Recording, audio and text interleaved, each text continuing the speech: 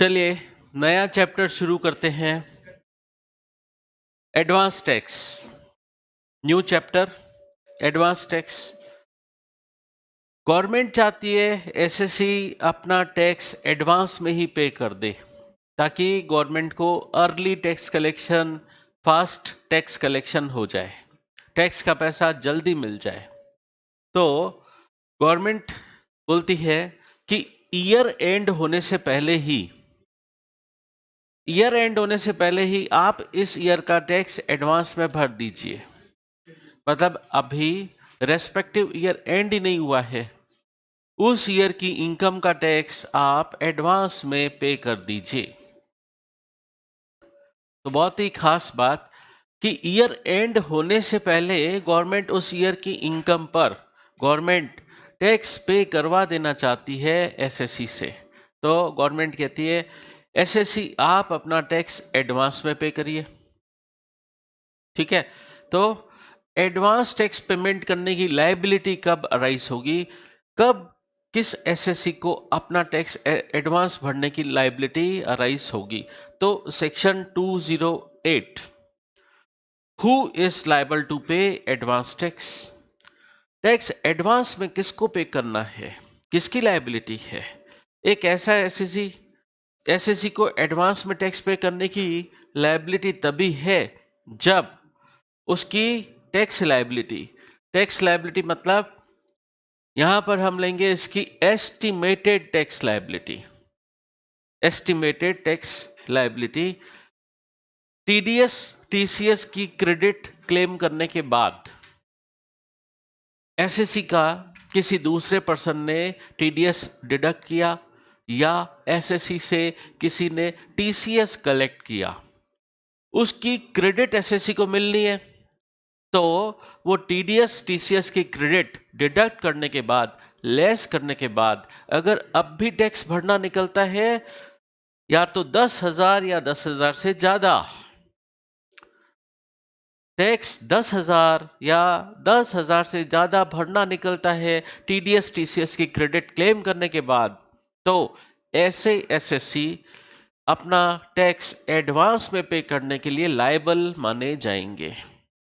तो शॉर्ट में बोले, ऐसे एसएससी जिनकी एस्टिमेटेड टैक्स लायबिलिटी पेबल अगर बनती है एटलीस्ट 10,000, तो ऐसे एसएससी अपना टैक्स एडवांस में पे करने के लिए लायबल माने जाएंगे। लेकिन इसमें सीनियर सिटीजन को एक एग्जम्पशन दिया गया है।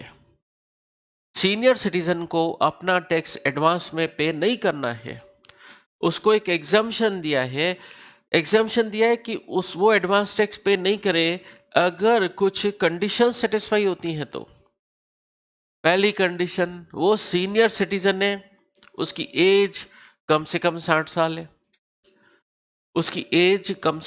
साल है, और वो रेजिडेंट है इन इंडिया,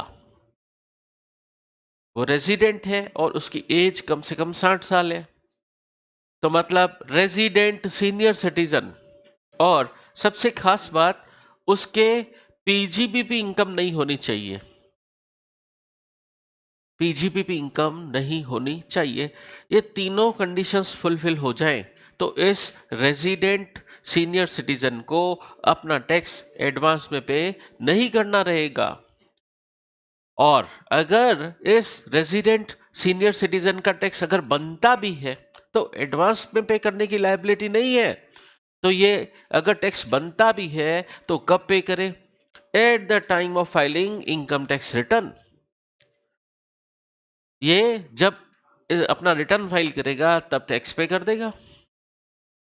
तो रिटर्न फाइल करते वक्त एसएससी को अपना टैक्स खुद कैलकुलेट करना पड़ता है कि मेरा टैक्स पेबल कितना बनता है। उसको हम बोलते हैं सेल्फ असेसमेंट टैक्स, शॉर्ट में बोले SAT. Self assessment tax SSC को कंप्यूट करना रहता है कब? जब वो रिटर्न फाइल कर रहा होता है, तो उसे हम कहते हैं शॉर्ट में एसएटी।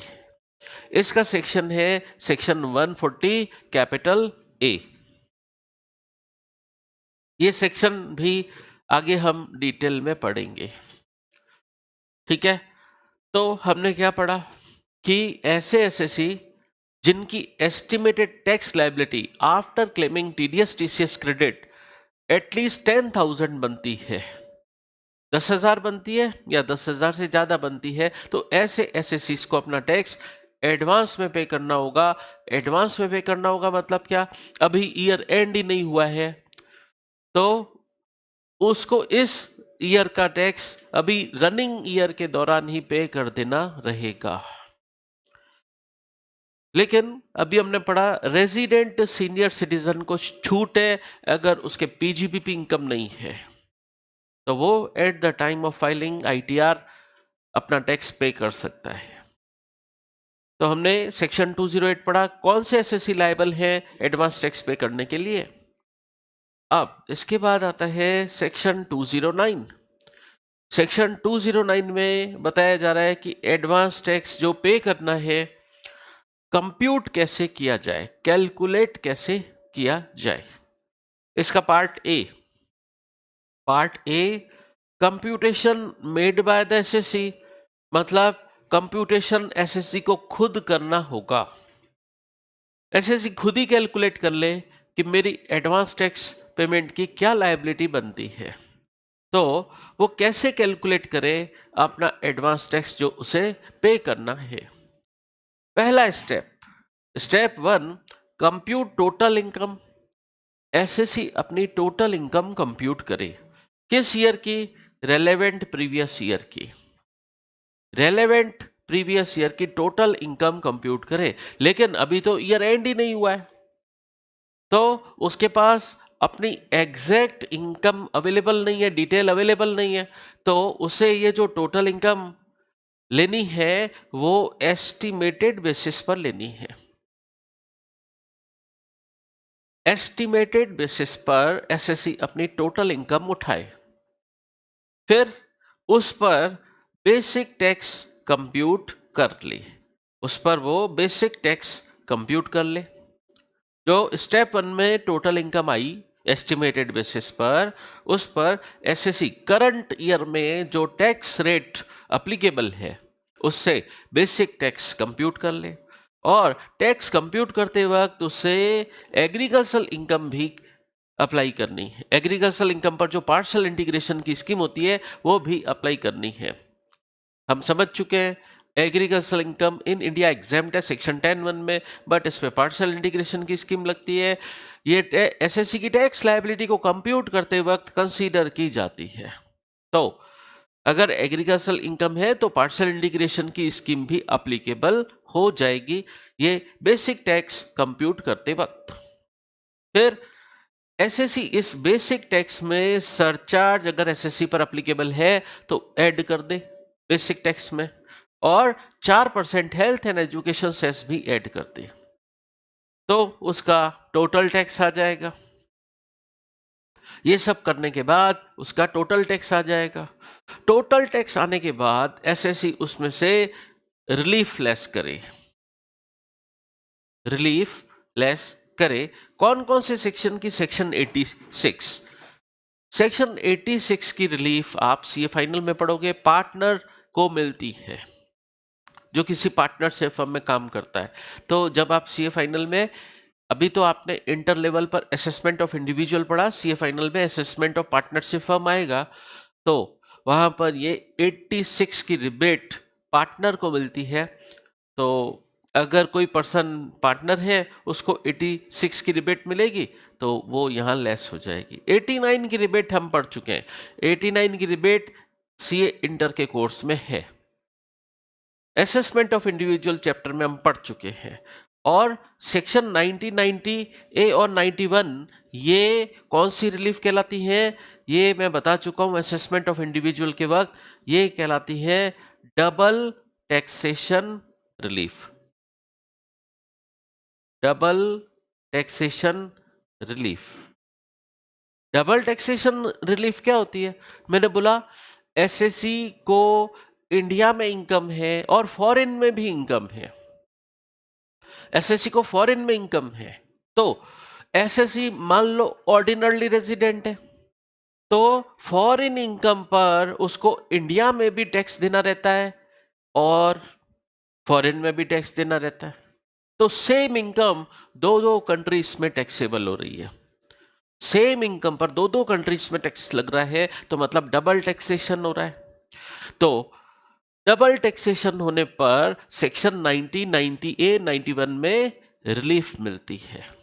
ठीक है, ये रिलीफ भी सीए फाइनल के कोर्स का पार्ट है।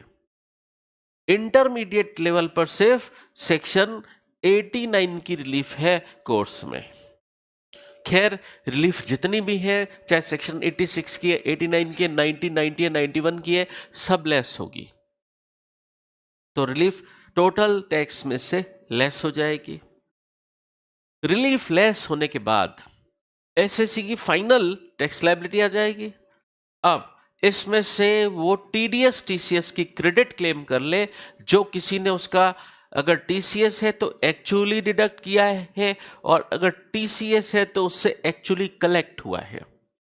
तो मतलब टीडीएस टीसीएस की क्रेडिट क्लेम कर ले, अपने फाइनल टैक्स लायबिलिटी में से लेस कर ले। अब जो टैक्स बनता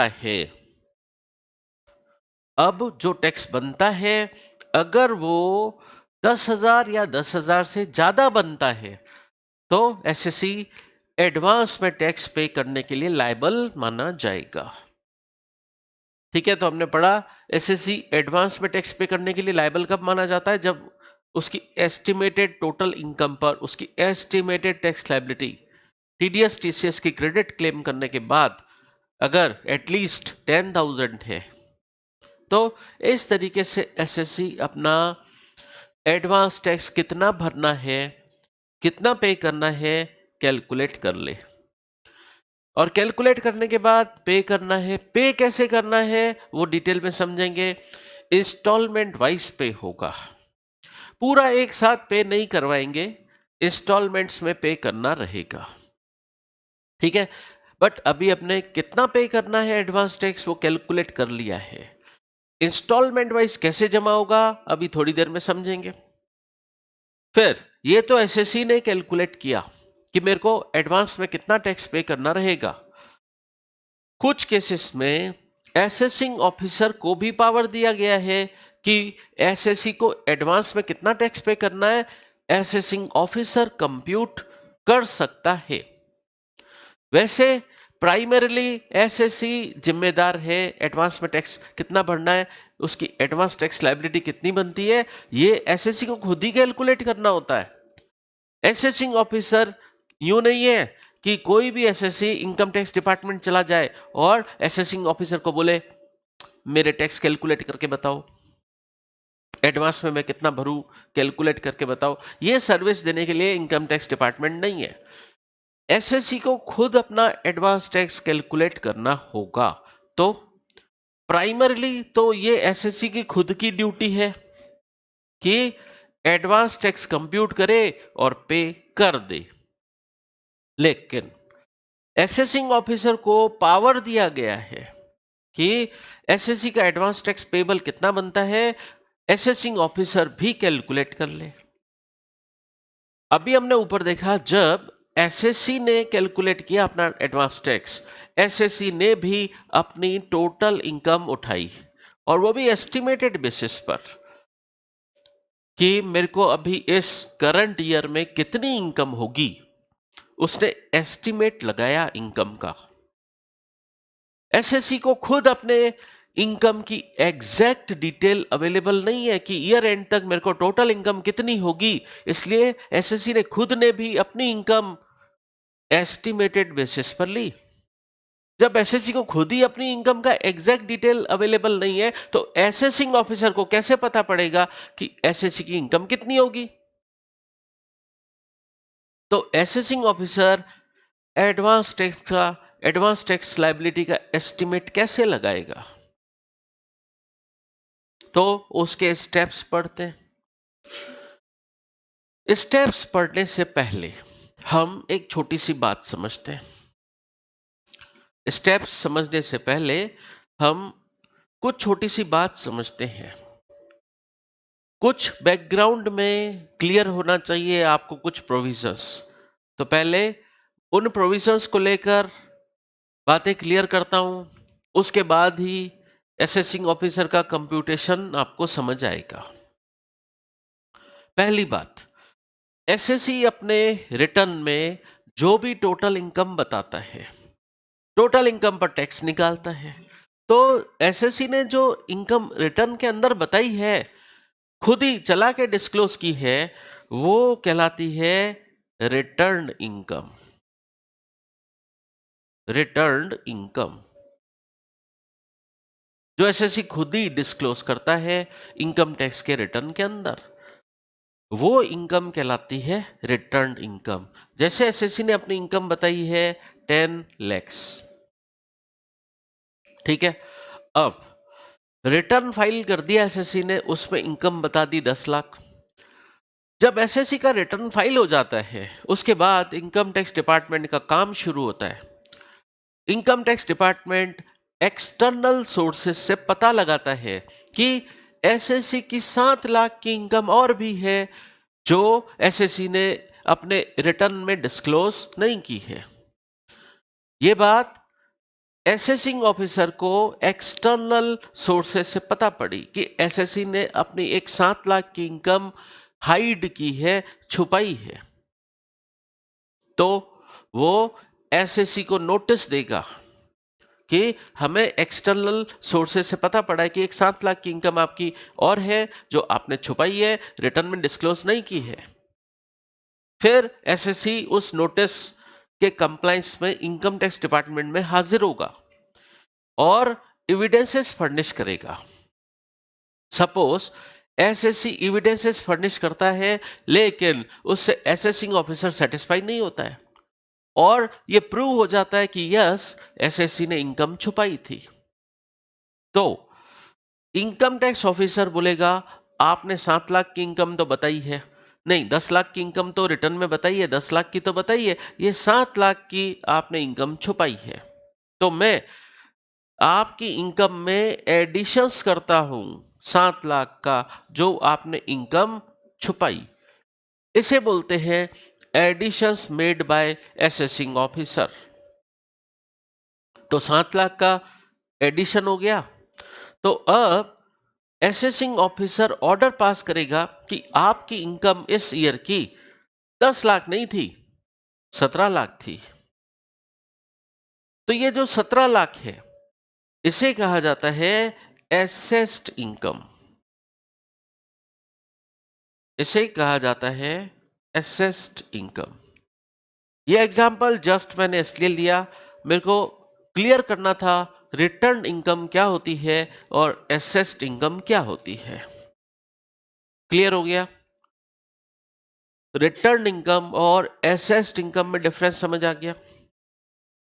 इसके लिए इनकम टैक्स डिपार्टमेंट क्या करता है, काफी सारे हथकंडे या हम कहें पावर्स इनकम टैक्स डिपार्टमेंट को दिए गए हैं। उन पावर्स में एक पावर दिया गया है एसेसिंग ऑफिसर को कि एसेसिंग ऑफिसर एसएससी का रेगुलर असेसमेंट कर सकता है। रेगुलर असेसमेंट कर सकता है। रेगुलर असेसमेंट किसको बोलते हैं? ये जो सेक्शंस हैं, ये एक तरीके से आप लोगों के माइंड में सीए फाइनल के डायरेक्ट टैक्स के बीज बोए जा रहे हैं। रेगुलर असेसमेंट क्या होता है? 2 सेक्शंस हैं रेगुलर असेसमेंट के। एक है सेक्शन 143(3) और एक है 144। ये सीए फाइनल में डिटेल में पढ़ोगे, लेकिन इनका रेफरेंस अभी एडवांस टैक्स चैप्टर से ही आ रहा है। ये क्या होता है? ये रेगुलर असेसमेंट कहलाते हैं। तो सेक्शन 143(3) कहलाता है आपका scrutiny assessment. Income tax department के पावर्स बता रहा हूं कि इनकम टैक्स डिपार्टमेंट एसएससी का रेगुलर असेसमेंट कर सकता है। आप लोग तो सोचते हो रिटर्न फाइल हो गया, बस जिम्मेदारी खत्म। अरे एसएससी की जिम्मेदारियां रिटर्न फाइल करने तक है, वो पूरे टोटल इनकम टैक्स का 40% ही है। उसके बाद इनकम टैक्स डिपार्टमेंट की जिम्मेदारियां पढ़ने के लिए बाकी की इनकम टैक्स 60% है।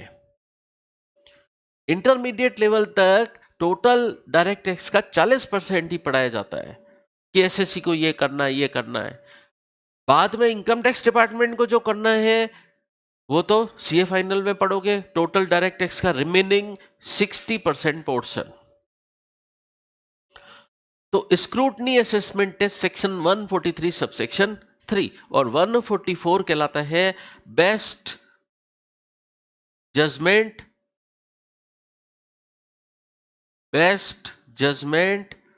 असेसमेंट। तो इस पहले इसका मीनिंग समझते हैं, ये होता क्या है।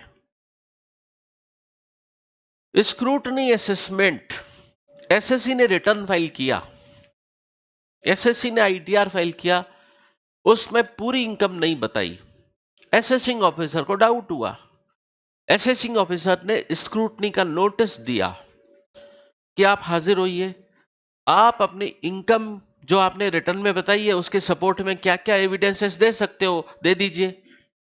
एसएससी सारे एविडेंसेस फर्निश करता है, लेकिन फिर बाद में असेसिंग ऑफिसर बताता है ये एविडेंस से हमको पता पड़ा है आपकी इनकम और भी है,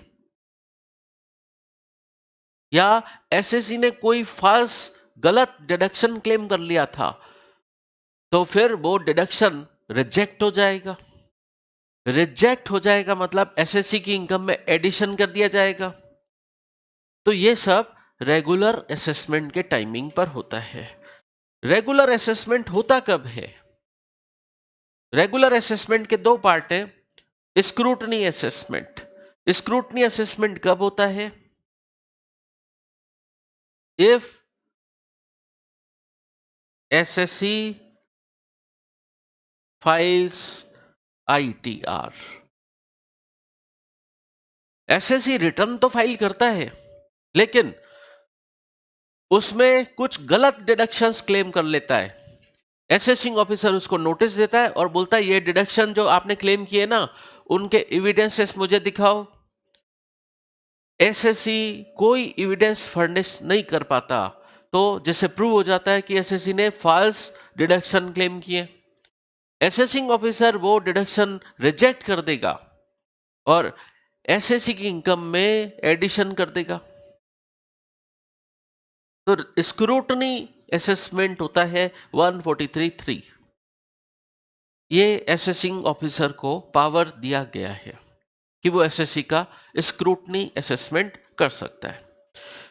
अच्छा, अगर कोई एसएससी बोले इनकम तो बहुत है मेरे, लेकिन मैं इनकम टैक्स डिपार्टमेंट के चुंगल में आऊंगा ही नहीं, कैसे? मैं बताऊंगा ही नहीं रिटर्न फाइल करके कभी कि मेरे इनकम भी है, इनकम बहुत ज्यादा है, लेकिन एसएससी रिटर्न ही फाइल नहीं करता। और इनकम टैक्स डिपार्टमेंट को एक्सटर्नल सोर्सेस से पता पड़ता है कि इस एसएससी की तो हैवी इनकम्स हैं, तो फिर स्क्रूटनी असेसमेंट तो पॉसिबल तभी होता है जब एसएससी ने रिटर्न फाइल किया हुआ है। अब अगर एसएससी ने रिटर्न फाइल नहीं किया हुआ है तो असेसिंग ऑफिसर ऐसे एसएससी का स्क्रूटनी असेसमेंट तो कर नहीं पाएगा। तो फिर इस केस में असेसिंग ऑफिसर को पावर दिया गया है बेस्ट जजमेंट असेसमेंट करने का, कि मेरे पास एक्सटर्नल सोर्सेज से ये इंफॉर्मेशन है कि आपकी इतनी इनकम है, और अगर नहीं है तो आप आओ और प्रूव करो कि ये इनकम आपकी नहीं है। और अगर आप प्रूव नहीं कर सके तो मैं मान लूंगा to the best of my knowledge, to the best of my judgement, कि ये इनकम आपकी है और आपको इस पर टैक्स पे करना चाहिए। ठीक है, तो बेस्ट जजमेंट असेसमेंट का पावर भी है असेसिंग ऑफिसर को सेक्शन 144। और ये कब होता है? इफ एसएससी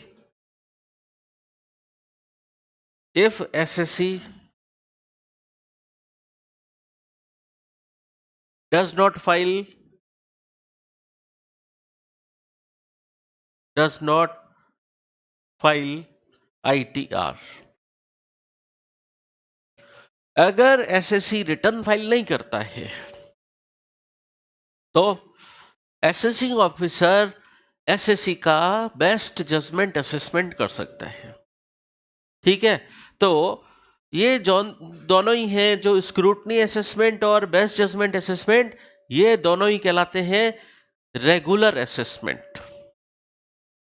स्क्रूटनी असेसमेंट या बेस्ट जजमेंट असेसमेंट ये कहलाते हैं रेगुलर असेसमेंट। तो रेगुलर असेसमेंट का मीनिंग समझ आ गया आपको? रेगुलर असेसमेंट का मीनिंग समझ आ गया। और रिटर्न इनकम और एसेस्ड इनकम का मीनिंग समझ आ गया।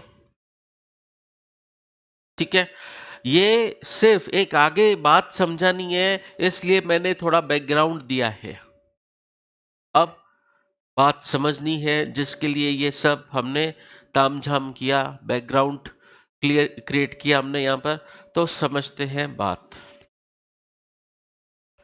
जब असेसिंग ऑफिसर कंप्यूट करेगा कि एसएससी की एडवांस टैक्स लायबिलिटी कितनी है, असेसिंग ऑफिसर क्या करेगा?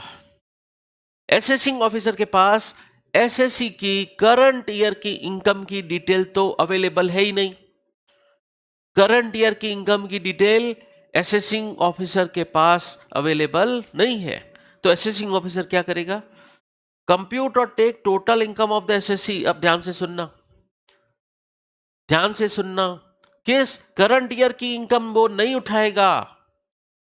करंट ईयर 22-23 की इनकम क्या है वो नहीं उठाएगा। वो क्या उठाएगा? लेटेस्ट ईयर, जिस ईयर का इस एसएससी का कभी भी regular assessment income tax department ने किया है। स्क्रूटनी असेसमेंट 143 सबसेक्शन 3 या बेस्ट जजमेंट असेसमेंट सेक्शन 144, ऐसे एसएससी जिनका कभी रेगुलर असेसमेंट हुआ। तो रेगुलर असेसमेंट तो पास्ट किसी ईयर का हुआ होगा, करंट ईयर तो अभी चल रहा है, तो उसका तो हुआ नहीं होगा। तो लेटेस्ट ईयर उठाना है। मान लो एसएससी का 3-4 बार पास्ट में रेगुलर असेसमेंट हो चुका है, पास्ट में 3-4 बार हो चुका है रेगुलर असेसमेंट एसएससी का, तो असेसिंग ऑफिसर लेटेस्ट ईयर उठाएगा, जिस ईयर का रेगुलर असेसमेंट हुआ था। उस ईयर में वो है तो पास्ट ईयर, है तो पास्ट ईयर, करंट ईयर नहीं है तो वो पास्ट ईयर। पास्ट ईयर्स में एसएससी का कभी भी रेगुलर असेसमेंट हुआ था, मान लो 4 बार हुआ था, 18-19 में, 15-16 में, इस तरीके से पास्ट किसी ईयर में हुआ था, 4 बार, 4 ईयर में हुआ था, तो उन सब में जो लेटेस्ट ईयर है वो उठाएगा असेसिंग ऑफिसर।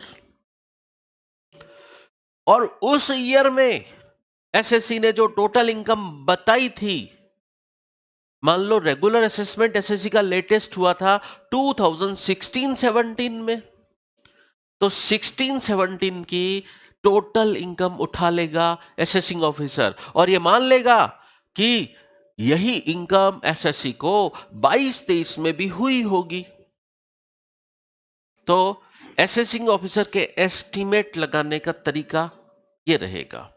एसएससी का एस्टीमेट लगाने का तरीका अलग है। एसएससी का एस्टीमेट लगाने का तो तरीका, एसएससी तो रिलेवेंट ईयर की इनकम ही उठा रहा है एस्टीमेटेड बेसिस पर, करंट ईयर की इनकम ही उठा रहा है, बट असेसिंग ऑफिसर तो पास्ट ईयर की इनकम को बेस बना रहा है।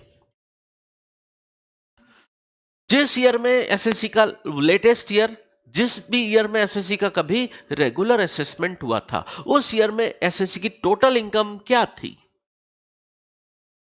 वो ले ली जाएगी, और वो ईयर तो बेस बन जाएगा।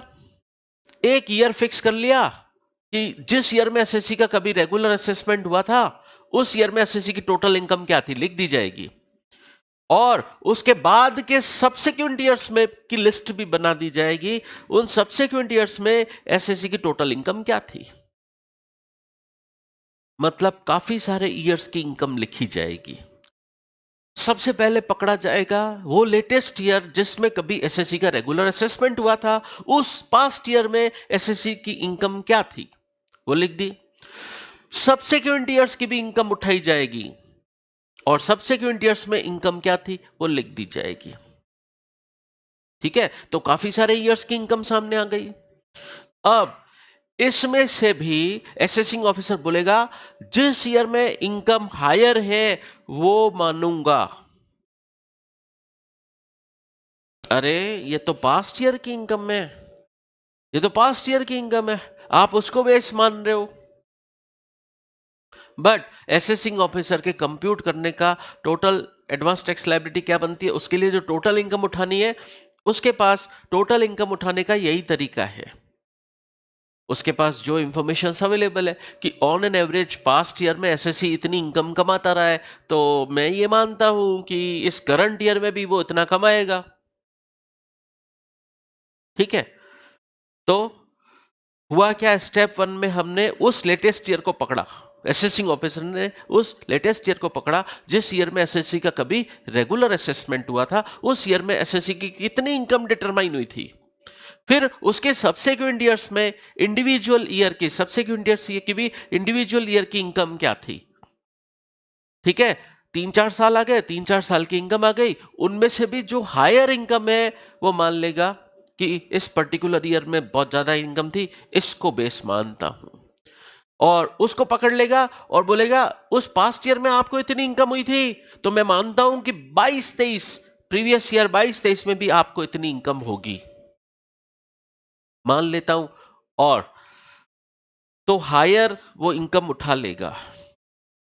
अब इनकम आ गई इस पर करंट फाइनेंशियल ईयर में जो भी टैक्स रेट्स अप्लीकेबल हैं, इन टैक्स रेट वो करंट ईयर की उठाएगा। इनकम उठाने के लिए वो पास्ट ईयर्स को बेस मान रहा है, ऑल्दो इनकम उठाने के लिए वो पास्ट ईयर्स की इनकम को बेस मान रहा है, लेकिन टैक्स रेट्स वो करंट ईयर की उठाएगा और बेसिक टैक्स कैलकुलेट कर लेगा। और अगर एग्रीकल्चरल इनकम है तो पार्शियल इंटीग्रेशन की स्कीम भी अप्लाई हो जाएगी। और ये तो बेसिक टैक्स है, अभी इसमें सरचार्ज अगर अप्लीकेबल है तो ऐड कर दिया जाएगा और 4% हेल्थ एंड एजुकेशन सेस भी ऐड कर दिया जाएगा। इस तरीके से असेसिंग ऑफिसर अपना एडवांस टैक्स का एस्टिमेट तैयार करेगा। तो advance tax as computed by assessing officer AO, assessing officer AO ने जो इस तरीके से एस्टिमेट तैयार किया है, वो एसएससी को इंटीमेशन भेजेगा कि आपका एडवांस टैक्स इतना है, आप पे कर दो बस। तो इस तरीके से जब एसएससी के पास इंटीमेशन आएगी कि आपका एडवांस टैक्स इतना बनता है, आप पे कर दो, काफी एसएससी डर जाते। डर क्यों जाते? वो सोचते एक्चुअल में उतनी इनकम उनके होती है और वो पे नहीं कर रहे होते हैं एडवांस में टैक्स। तो जब इस तरीके से इनकम टैक्स डिपार्टमेंट से उनके पास आ जाता है, आपका इतना एडवांस टैक्स बनता है, पे कर दो। अब मन में चोर है, इनकम तो है, टैक्स भर ही नहीं रहे हैं एडवांस में, और आ गया एडवांस टैक्स इतना बनता है, पे कर दो। एसएससी तो डर जाता है, इनकम टैक्स डिपार्टमेंट से कुछ भी आता है तो डर जाता है, और इस डर के चक्कर में वो पे भी कर देता है। तो बेसिकली ये एसएससी को डराने का हथकंडा है। ये इंटीमेशन जो एसएससी को भेजी जाती है, ये फॉर्म नंबर 28 में भेजी जाती है। असेसिंग ऑफिसर ने जो एस्टिमेट बनाया है एडवांस टैक्स का, वो एसएससी को इंटीमेट किया जाता है एडवांस टैक्स आपका इतना बनता है, और वो एक फॉर्म में भेजा जाता है, फॉर्म नंबर 28। फॉर्म नंबर जो 28 असेसिंग ऑफिसर ने भेजा है, एक तरीके से डिमांड नोटिस माना जाता है। सीए फाइनल में पढ़ोगे section 156 demand notice. Income tax department SSC से टैक्स की रिकवरी करने के लिए डिमांड नोटिस सर्व करता है, सेक्शन 156।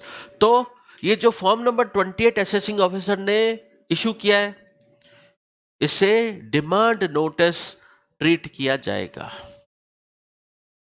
ठीक है, अभी बात खत्म नहीं हुई है। असेसिंग ऑफिसर ने एक बार अपना एस्टिमेट कैलकुलेट करके फॉर्म नंबर 28 बनाकर एसएससी को भेज दिया, भेज तो दिया।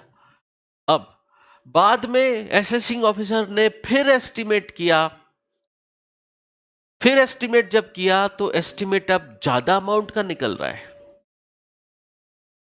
पहले एस्टिमेशन किया असेसिंग ऑफिसर ने और उस एस्टिमेशन के बेसिस पर एक बार एसएससी को फॉर्म नंबर 28 भेज चुके हैं। अब असेसिंग ऑफिसर दोबारा कैलकुलेशन कर रहा है और उस सेकंड कैलकुलेशन में ज्यादा टैक्स निकल रहा है, एडवांस टैक्स एस्टिमेटेड। तो क्या फॉर्म नंबर 28 दोबारा भेजा जा सकता है, सेकंड टाइम या थर्ड टाइम? यस, भेजा जा सकता है। और उसके लिए असेसिंग ऑफिसर दोबारा री एस्टिमेशन कर सकता है। दोबारा फॉर्म नंबर 28 भेजने के लिए असेसिंग ऑफिसर के पास एसएससी की एडवांस टैक्स लायबिलिटी को री एस्टिमेट करने का पावर भी है। तो असेसिंग ऑफिसर अपने एस्टिमेशन को रिवाइज कर सकता है। अब रिवाइज करने की नौबत री एस्टिमेट कब करेगा उसको डिटेल में समझते हैं। पहले ये लैंग्वेज पढ़ लेते हैं, पढ़ने के बाद भी समझ तो आएगी नहीं और एग्जाम्पल से ही समझ आएगी, ये भी पता है मेरे को, पर एक बार पढ़ लो, एक बार पढ़ लो। डायरेक्ट टैक्स पढ़ते वक्त ये टेक्निक बहुत काम आती है। कई बार मेरे भी कुछ समझ में नहीं आता है, कोई नई चीज आती है, मेरे भी समझ नहीं आती है। फिर मैं क्या करता हूं, उसको 2-3 बार, 4 बार, 5 बार पढ़ता हूं, तब समझ आती है। तो टेक्निक आपकी यही होनी चाहिए, समझ में नहीं आता है तो भी उसको पढ़ो, 2-3 बार पढ़ो, उस सेंटेंस के टुकड़े कर करके पढ़ो। तो पढ़ते हैं एक बार। Assessing officer can revise his estimation of advance tax payable by the SSC if re-estimate कब लगाएगा वो? If the return of next financial year is submitted by the SSC। बाद के किसी ईयर का एसएससी रिटर्न फाइल करता है, किसी नए ईयर का या किसी और एनी अदर लेटेस्ट ईयर का, उसका किसी और लेटेस्ट ईयर का रेगुलर असेसमेंट हो जाता है।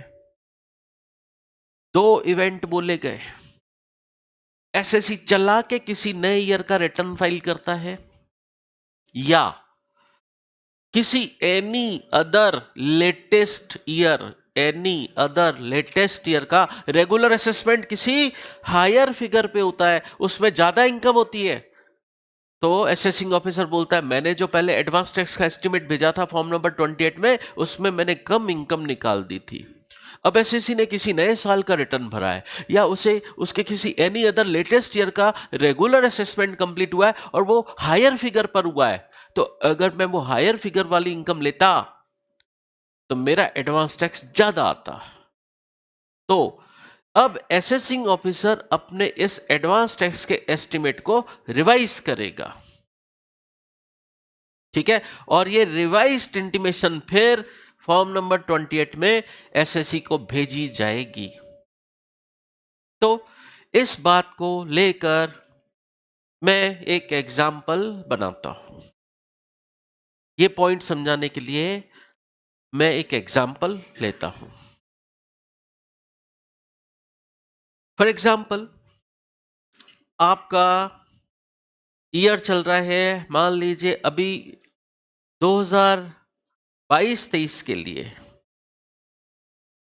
असेसिंग ऑफिसर एडवांस टैक्स की इंटीमेशन भेजना चाहता है फॉर्म नंबर 28 में।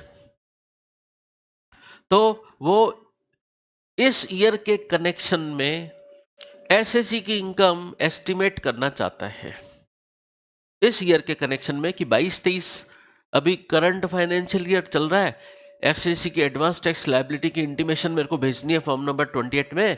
तो ये मैं कैलकुलेट कैसे करूं? इसके लिए हमने क्या पढ़ा कि मान लीजिए एसएससी का पास्ट में किसी ईयर में या तो रेगुलर असेसमेंट हो रखा है, उस ईयर को वो बेस बनाएगा। तो पास्ट ईयर में लिख देता हूं यहां पर, पास्ट ईयर में लिख देता हूं यहां पर 2021-22। इसमें एसएससी ने कुछ ही नहीं किया है, रिटर्न भी फाइल नहीं किया है।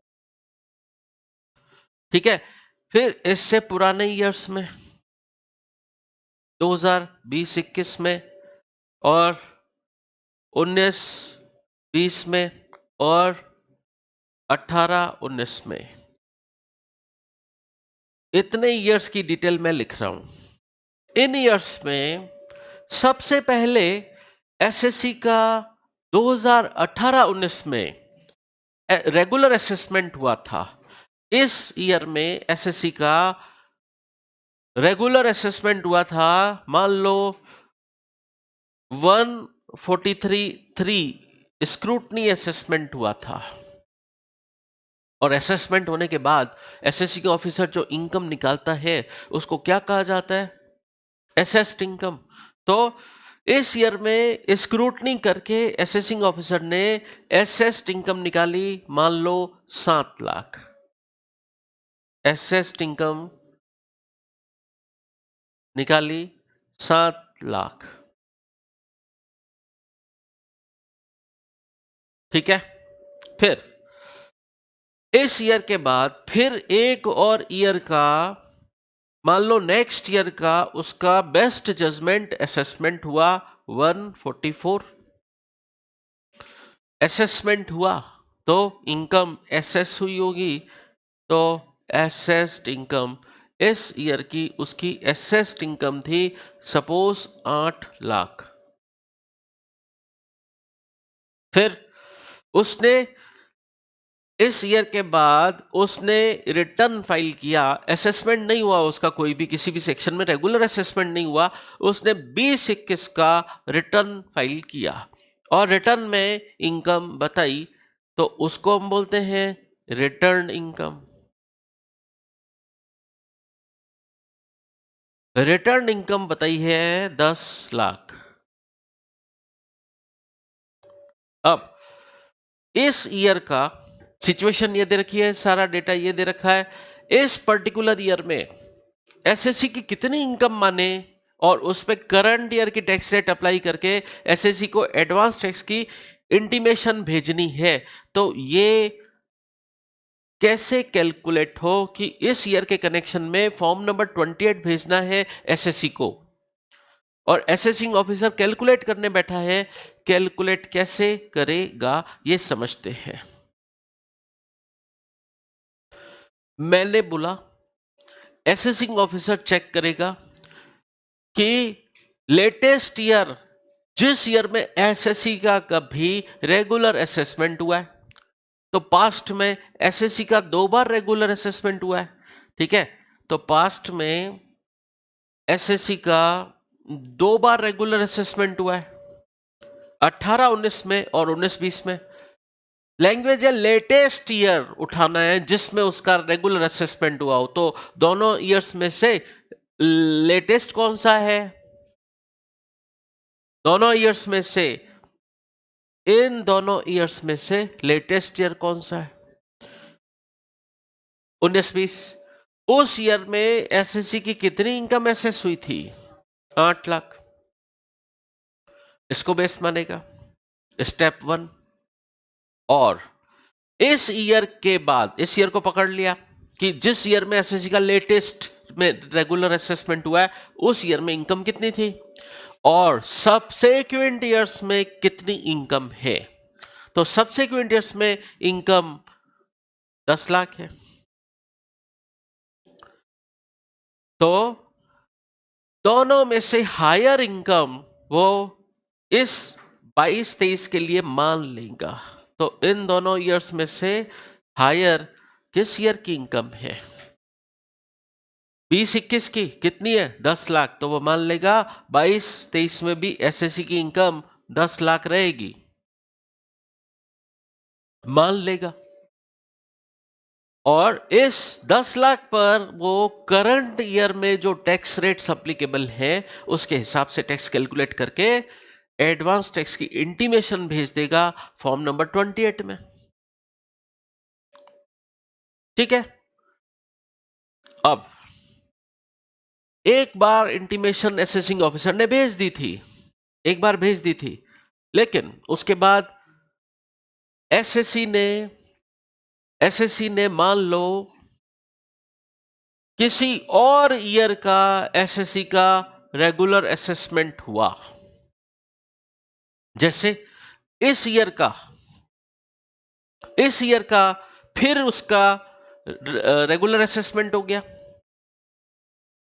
इस ईयर का अब मान लो 143.3 हो गया और इनकम अब बढ़ी हुई आई 15 लाख। तो अब असेसिंग ऑफिसर बोलेगा अच्छा, बाद के और किसी लेटेस्ट ईयर का आपका रेगुलर असेसमेंट कंप्लीट हुआ है, तो अब उस ईयर की इनकम कितनी एसएस थी उसको बेस मानूंगा। तो मैंने जो पहले इनकम मानी थी 10 लाख वो गलत है, अब मैं बेस मानूंगा 15 लाख को।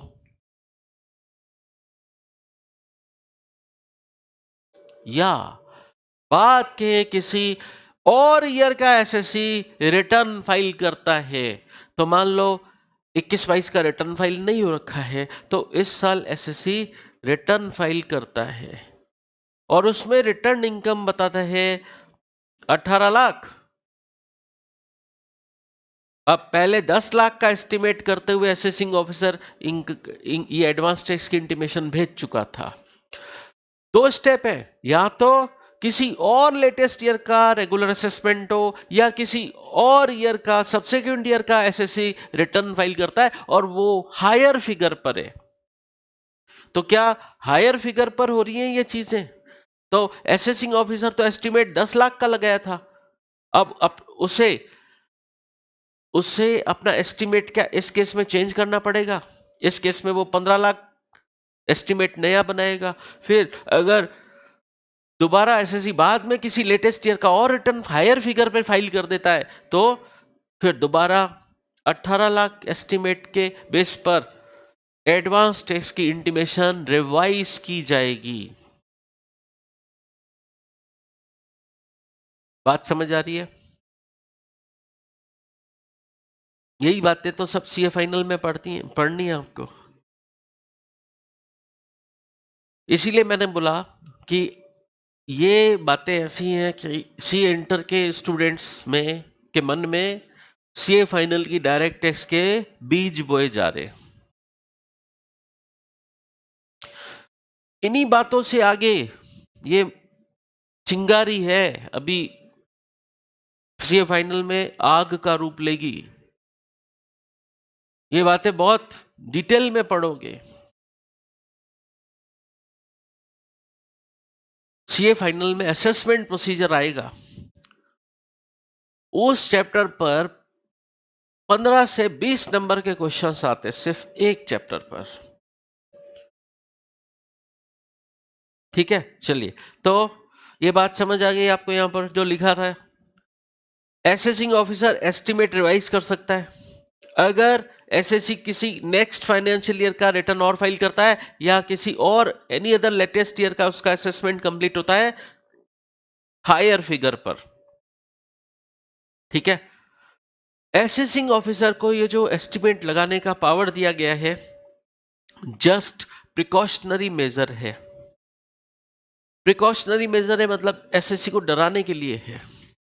इसलिए एसएससी का अगर एडवांस टैक्स बनता है तो असेसिंग ऑफिसर की तरफ से फॉर्म नंबर 28 आने का इंतजार नहीं करे। ये तो जस्ट असेसिंग ऑफिसर को प्रिकॉशनरी पावर दिया गया है। एसएससी फॉर्म नंबर 28 आने का इंतजार नहीं करे।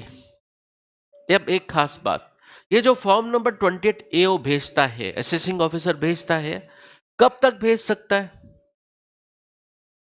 फरवरी तक। जैसे प्रीवियस ईयर आपका चल रहा है 22-23, तो कब तक भेज सकता है ये फॉर्म नंबर 28? 28 फरवरी 2023 तक ही, मतलब फरवरी एंड तक ही भेजा जा सकता है फॉर्म नंबर 28। अब कोई पर्सन बोलता है कि मैं तो नया नया, मेरे तो नई नई इनकम हुई है पहली बार, तो मैं भी क्या एडवांस में टैक्स पे करने के लिए लायबल हूं क्या? यस, आपके पास अपनी इनकम का एस्टिमेट अवेलेबल है, इनकम ज्यादा है तो आपको एडवांस में टैक्स भरना ही रहेगा।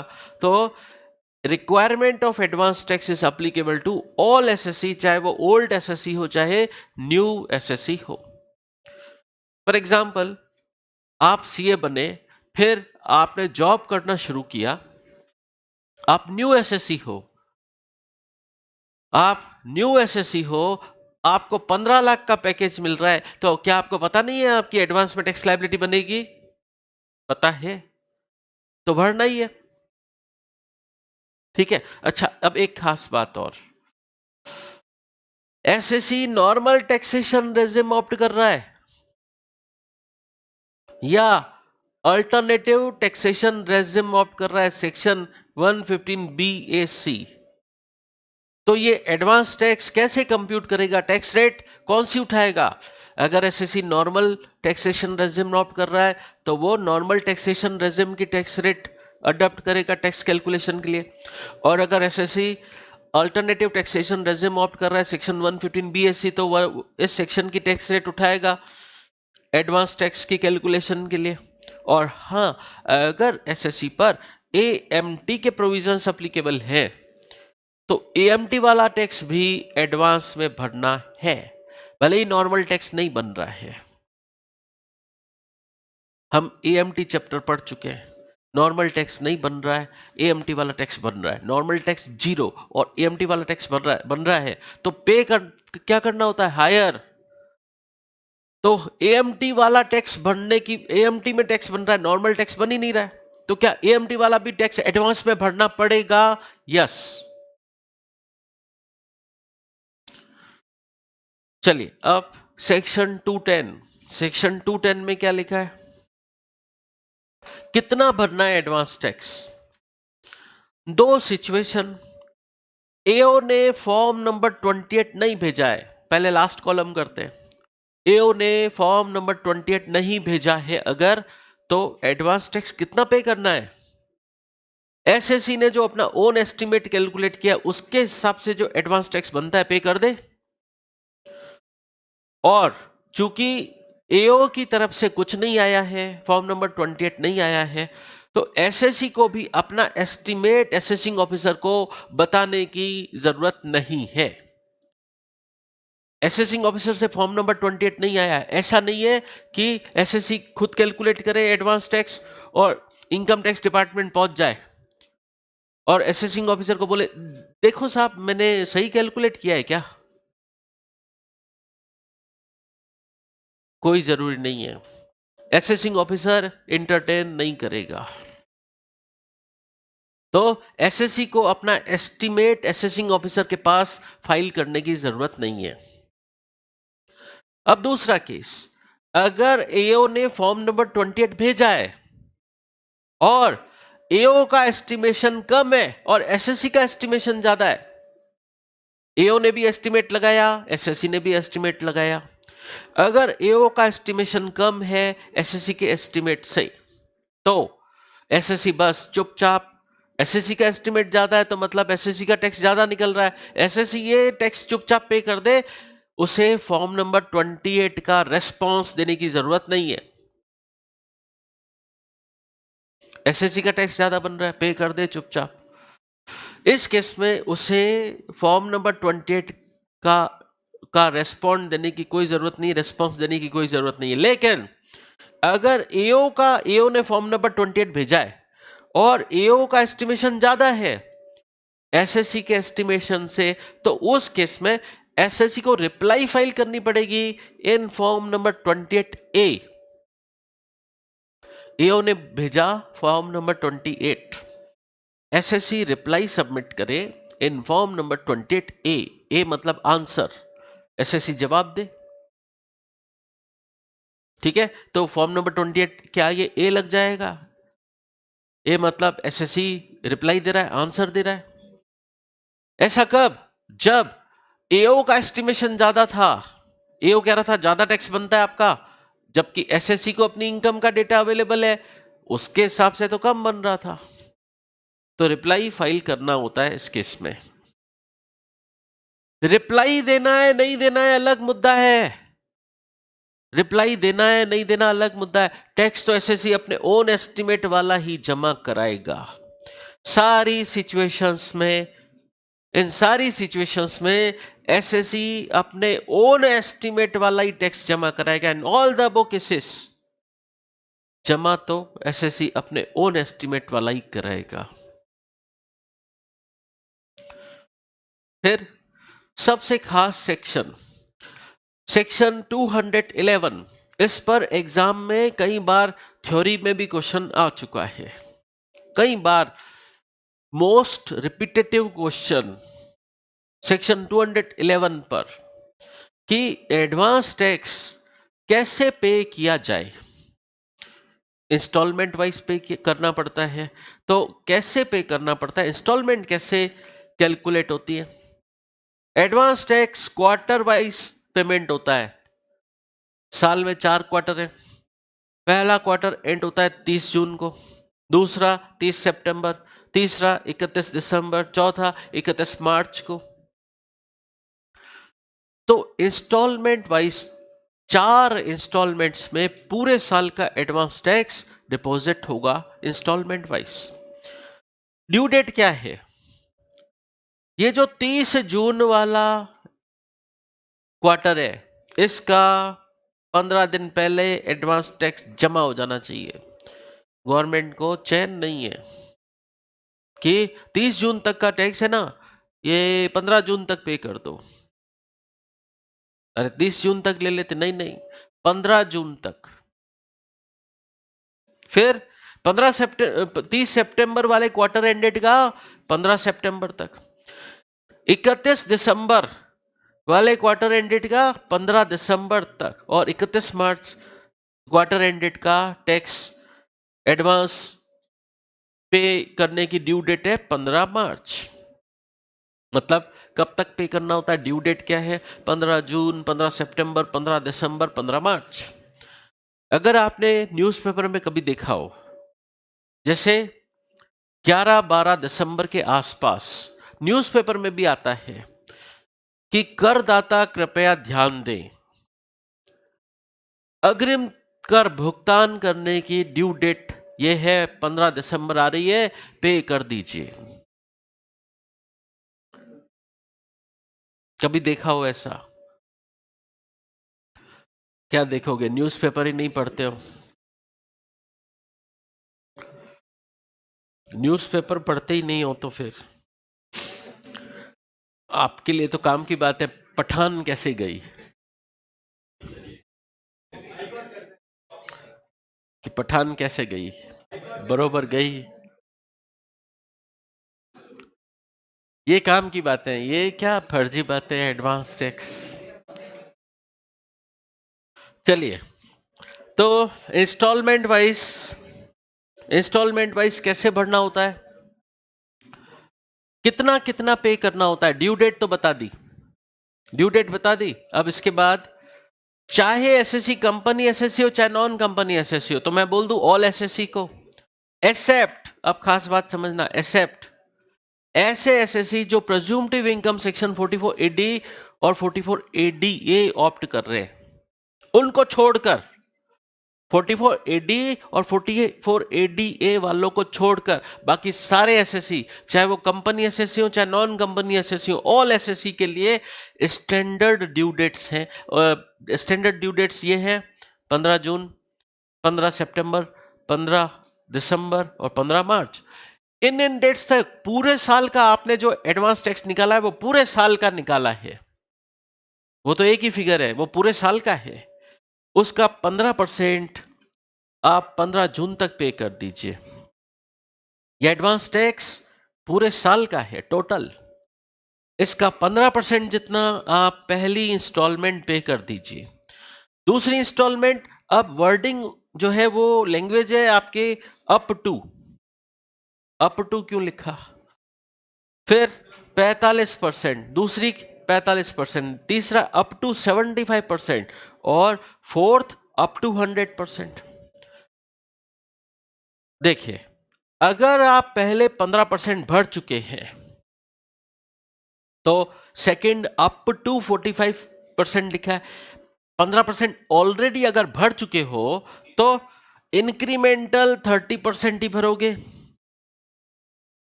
फिर अगर सेकंड 45% भर चुके हो तो थर्ड वाली किस्त 45 से 75, फिर इंक्रीमेंटल निकल रहा है 30%, तो इंक्रीमेंटल ही भरोगे। अगर प्रीसीडिंग इंस्टॉलमेंट पे कर चुके हो तो अब जो इंक्रीमेंटल निकलता है उतना ही भरोगे।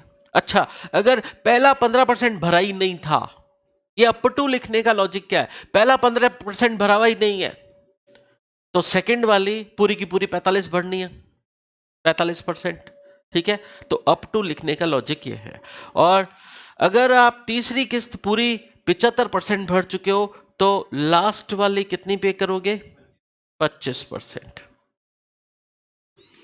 इंक्रीमेंटल है तो मतलब ये क्यूमुलेटिव करके लिखा है, 15%, 45%, 75%, 100%। लेकिन जब हमने 44AD और 44ADA पढ़ा था, वहां पर हमने एक बात पढ़ी थी, जो एसएससी इन प्रेज्यूम्टिव सेक्शन में इनकम डिक्लेयर करना ऑप्ट कर लेते हैं उनको सिंगल वन शॉट इंस्टॉलमेंट पे करनी रहेगी, लास्ट वाली। पढ़ा था ऐसा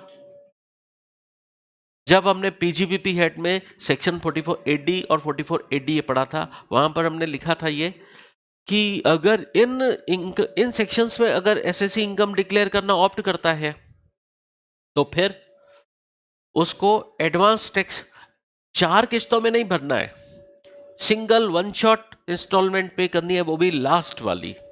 तो लास्ट वाली पे करेगा तो पूरी की पूरी 100% जमा करानी पड़ेगी। अब कुछ स्टूडेंट्स के दिमाग में एक सवाल आता है, गवर्नमेंट बोलती है सारा 100% कब तक पे कर दो, 100% कब तक पे हो जाना चाहिए, 15 मार्च तक, 15 मार्च तक पे हो जाना चाहिए।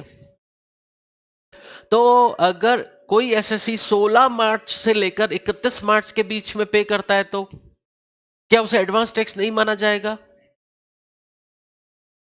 अगर कोई एसएससी 16 मार्च से लेकर 31 मार्च के बीच में पे करता है तो क्या होगा, क्या उसे एडवांस टैक्स नहीं माना जाएगा? क्या माना जाएगा? तो क्लियर कर रहे हैं, अगर 16 मार्च से लेकर 31 मार्च के बीच में एसएससी ने एडवांस टैक्स डिपॉजिट कराया तो भी वो एडवांस टैक्स ही है for all the purposes of the act. Act के सारे पर्पसेस से वो एडवांस टैक्स ही है। तो ऑल दो लास्ट इंस्टॉलमेंट पे करने की डेट 15 मार्च है, तब भी अगर 16 मार्च से लेकर 31 मार्च के बीच में भी पे किया गया है तो वो एडवांस टैक्स ही है। अब एक खास बात, एसएससी अपनी टोटल इनकम जब एस्टिमेट लगाता है, जैसे मान लो वो बिजनेस कर रहा है या वो सैलरीड एम्प्लॉई है, तो उसे अपनी इनकम का एस्टिमेट पता है क्या क्या मिलेगी इनकम पूरे साल में। बिजनेस इनकम का कई बार करेक्ट एस्टिमेट नहीं लग पाता और एक केस में तो एसएससी का एस्टिमेशन गलत ही हो जाता है। जैसे फॉर एग्जांपल एसएससी ने अपनी बिजनेस इनकम का भी सही एस्टिमेशन लगा दिया या सैलरी इनकम थी उसका भी सही एस्टिमेशन लगा दिया, उसने पहली किस्त भरनी थी 15 जून को, 15% पे कर दिया। लेकिन फॉर एग्जांपल 17 दिसंबर को मतलब 15 दिसंबर को जब एसएससी ने तीसरी किस्त भर दी थी, 15 दिसंबर को जब एसएससी ने तीसरी किस्त भर दी थी, उसके जस्ट 2 दिन बाद 17 दिसंबर को एसएससी को मजबूरी में अपना कोई प्लॉट सेल करना पड़ा। उस प्लॉट सेल पर एसएससी को कैपिटल गेन हो गया। अब कैपिटल गेन को एसएससी ने एस्टीमेट में लिया नहीं था। ऐसी इनकम पहले से एस्टीमेट में कैसे पता पड़ सकती है? या 17 दिसंबर को एसएससी को कोई लॉटरी विनिंग हो गई थी, कैजुअल इनकम हो गई थी, तो ऐसी इनकम का एस्टिमेट तो पहले से कैसे लगाया जा सकता है? और एडवांस टैक्स कंप्यूट करने के लिए तो इनकम एस्टिमेटेड बेसिस पे लेनी है, तो कुछ इनकम का एस्टिमेट्स पहले से अवेलेबल नहीं होता, तो गवर्नमेंट बोलती ठीक है, पहले से एस्टिमेट में वो इनकम आपने काउंट नहीं की थी और वो इनकम बाद में अराइज हो गई, तो क्या करें? उसके लिए गवर्नमेंट देती है रिलैक्सेशन प्रोविजन। गवर्नमेंट बोलती है बाद के किसी सब्सिक्वेंट क्वार्टर में कोई इनकम हो गई, कैसी income? Capital gain, casual income, PGBP income पहली बार हुई है, पहली बार मोहब्बत की है, कुछ न समझ आए मैं क्या करूं। तो अगर पहली बार पीजीपीपी इनकम हुई है तो एक्सेप्शन रिलैक्सेशन प्रोविजन का फायदा मिल जाएगा। समझेंगे ये रिलैक्सेशन प्रोविजन क्या होता है। और डिविडेंड इनकम, चाहे एक्चुअल डिविडेंड हो चाहे डीम डिविडेंड हो, लेकिन 222E वाला न हो, क्लियर दे रखा है other than deem dividend 222E।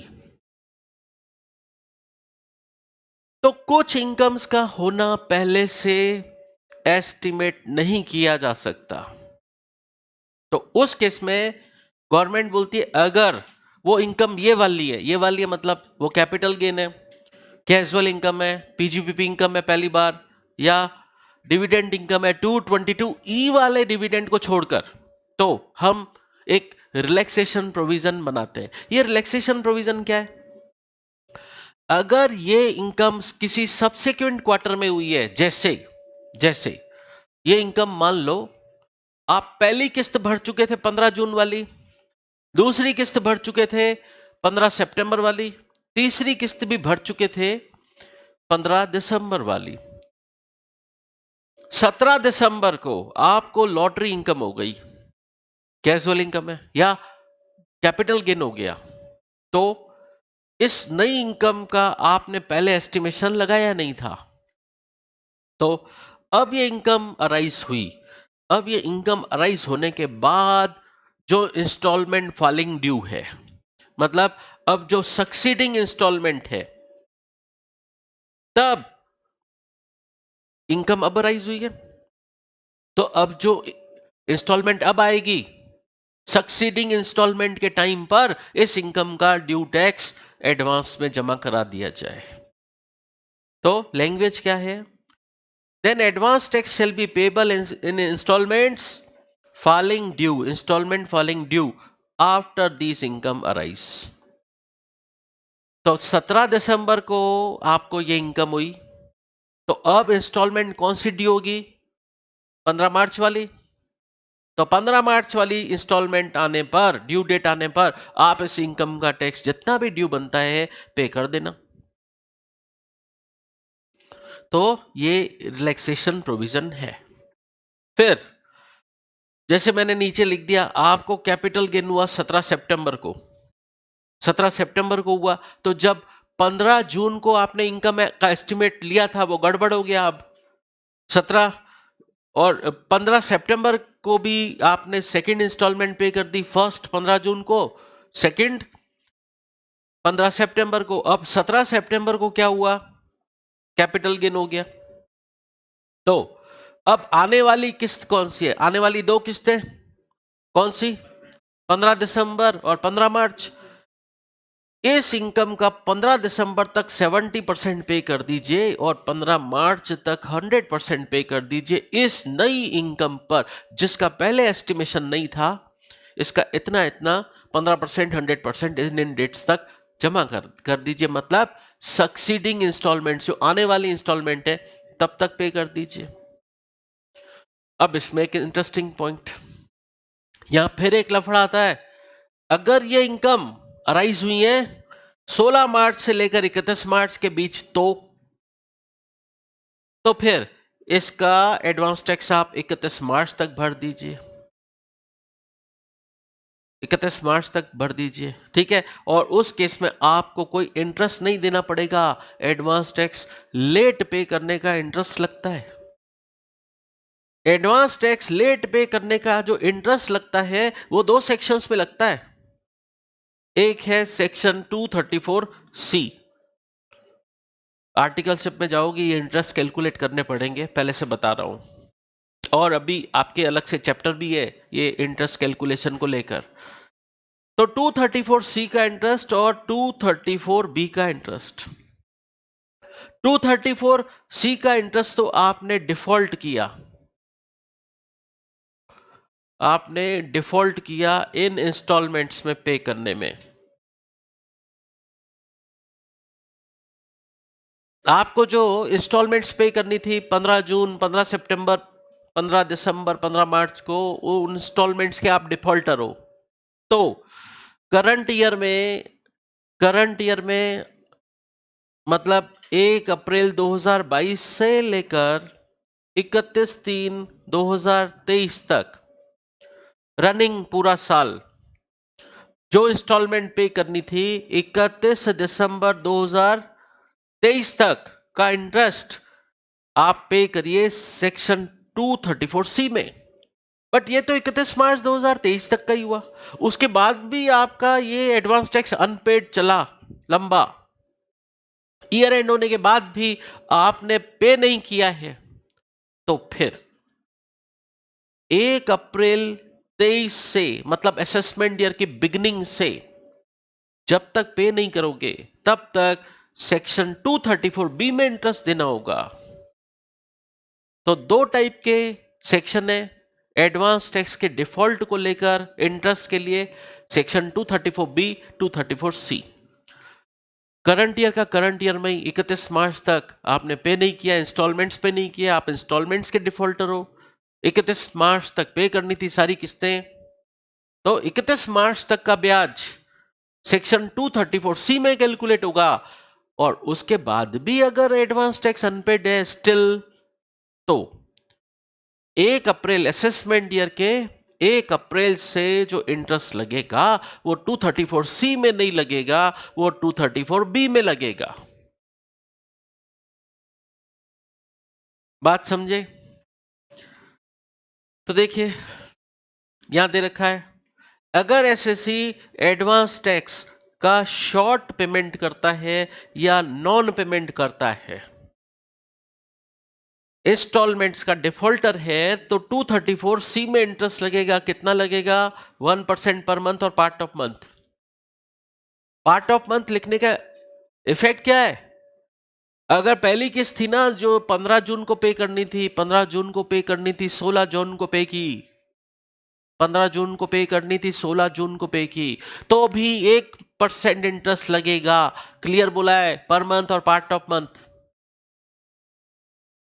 एक भी दिन लेट हुए तो पूरे 1 महीने का ब्याज भरने की नौबत आएगी, क्योंकि पार्ट ऑफ मंथ लिखा है। फिर 44AD और 44ADA वालों को छूट है क्या कि वो last instalment one single shot pay करें? और सेक्शन 211 और 234 आपस में इंटरकनेक्टेड हैं, साथ में पढ़े जाएं, ठीक है। फिर section 218 assessee in default. Assessee in default मैंने बोला असेसिंग ऑफिसर की तरफ से आया form number 28। Form number 28 assessing officer की तरफ से आया। एसएससी को रेस्पॉन्ड करना था। क्यों करना था? क्योंकि एओ का एस्टिमेशन ज्यादा था, एसएससी का एस्टिमेशन कम था। तो जब एसएससी को रेस्पॉन्ड करना था, रिप्लाई देना था फॉर्म नंबर 28A में, एसएससी रिप्लाई नहीं देता। रिप्लाई देने की सिचुएशन थी लेकिन एसएससी रिप्लाई नहीं देता इन फॉर्म नंबर 28A में। तो फिर एसएससी उसे एसएससी इन डिफॉल्ट माना जाएगा और उस पर सेक्शन 220 का इंटरेस्ट लगेगा और सेक्शन 221 की पेनल्टी भी लगेगी। ये अलग है, सेक्शन 220 का इंटरेस्ट और 221 की पेनल्टी लगेगी। और हाँ, वो इंटरेस्ट तो 234B और C वाले जो लगेंगे वो तो लगेंगे ही। ठीक है। और एसएससी ने अपना एडवांस में टैक्स पे किया तो उसको उसकी क्रेडिट मिलेगी क्या? जब एसएससी एडवांस टैक्स पे कर देता है, बाद में रिटर्न फाइल करने बैठता है, रिटर्न फाइल करते वक्त फिर वो टोटल इनकम लिखता है और अपनी टैक्स लायबिलिटी कैलकुलेट करता है, मेरी टैक्स लायबिलिटी इतनी बनती है, तो क्या उसमें से वो एडवांस टैक्स लेस कर पाएगा? मतलब एडवांस टैक्स की क्रेडिट क्लेम कर पाएगा? यस, इतना भरा हुआ है तो एडवांस टैक्स की क्रेडिट एसएससी को दी जाएगी। कब दी जाएगी? While computing final tax liability. ये एक तरीके से प्रीपेड टैक्स है और हमने असेसमेंट ऑफ इंडिविजुअल चैप्टर में पढ़ा था कि जो टैक्स बनता है उसमें से प्रीपेड टैक्सेस लेस हो जाएंगे। एडवांस टैक्स प्रीपेड टैक्स है, ठीक है। चलिए अब इस चैप्टर से रिलेटेड आइए प्रैक्टिकल क्वेश्चंस। प्रैक्टिकल क्वेश्चंस में आ जाइए। Question number 1, question number 1, clubbing of income और एडवांस टैक्स का मिक्स्ड क्वेश्चन। मिस्टर जॉन एक नॉन रेजिडेंट है। इन्होंने एक सोल प्रोप्राइटरी बिजनेस शुरू किया जयपुर में ईयर 2007 में। पहले से ही इनका बिजनेस शुरू हो चुका था 2007 में और इनकी ओपनिंग कैपिटल 1 अप्रैल 2021 की थी 6 लाख। इस बिजनेस में इनकी ओपनिंग कैपिटल 1 अप्रैल 2021 को थी 6 लाख। फिर ये 1 अप्रैल 2021 की है। अब 1 अप्रैल 2021 को इनकी वाइफ ने इनको 2 लाख रुपए गिफ्ट में दिए। 2 लाख जो गिफ्ट मिला वाइफ से मिला, गिफ्ट रिलेटिव से मिला, एग्जम्प्ट है, लेकिन इन्होंने ये अपने बिजनेस में इन्वेस्ट कर दिया सेम डेट को। बिजनेस में इन्वेस्ट कर दिया। अब वाइफ से मिला हुआ गिफ्ट है 2 लाख, बिजनेस में इन्वेस्ट कर दिया, तो इस बिजनेस से जो इनकम होगी मिस्टर जॉन को, क्या उसमें से कुछ इनकम वाइफ में क्लब हो जाएगी due to clubbing provisions? Club होगी।